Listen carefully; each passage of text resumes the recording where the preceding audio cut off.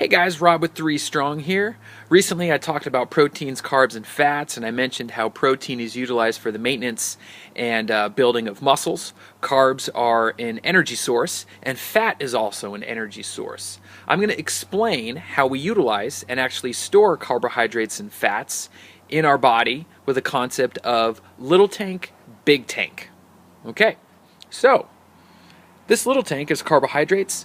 This big tank is fats. Well, why are these two different sizes? Here's the reason. Well, carbohydrates are easily broken down in our body. And essentially all carbohydrates are broken down to sugars or glucose in our body.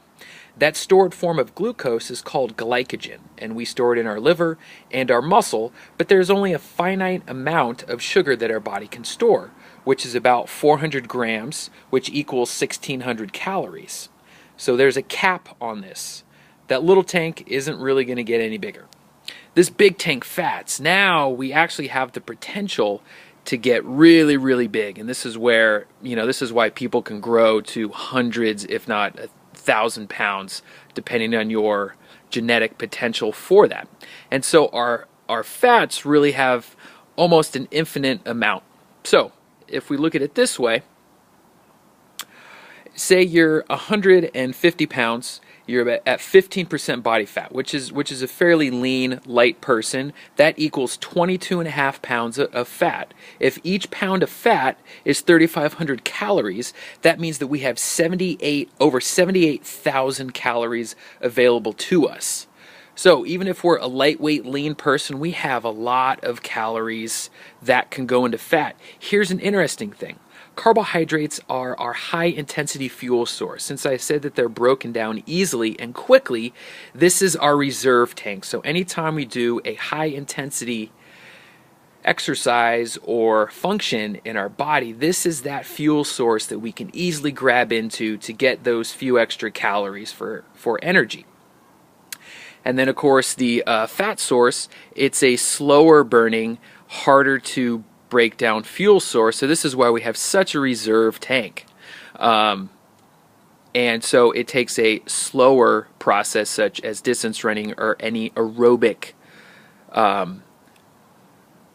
task or whatever the heck you want to call it. Okay, so we have our anaerobic, which is our fast, high intense. We have our lower intensity fuel source, but one of the interesting things is that notice how there's a cap on this fuel source. This little tank has a cap. Well, our body, if we have too many carbs that we can't use for our immediate usage, and this tank, if we don't do any high intensity exercise, this tank is going to be maxed out. Well, where does that excess sugar go? That excess sugar gets dumped off into this big tank, which is why if you're having a high carbohydrate, low intensity exercise program to lose weight, guess what? You're never dipping into these stores, and that extra carbohydrate, bam, gets dumped off as fats. Ooh.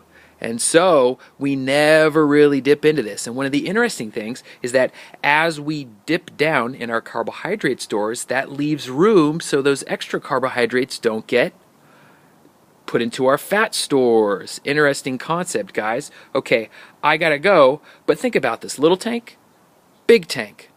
Look at your diet. How many of those do we have, and how many are we actually burning off? And this one, actually, it's this one that's most important. This one's just going to keep on growing if we don't eat the right foods and burn them off. Okay, I gotta go, guys. See you tomorrow.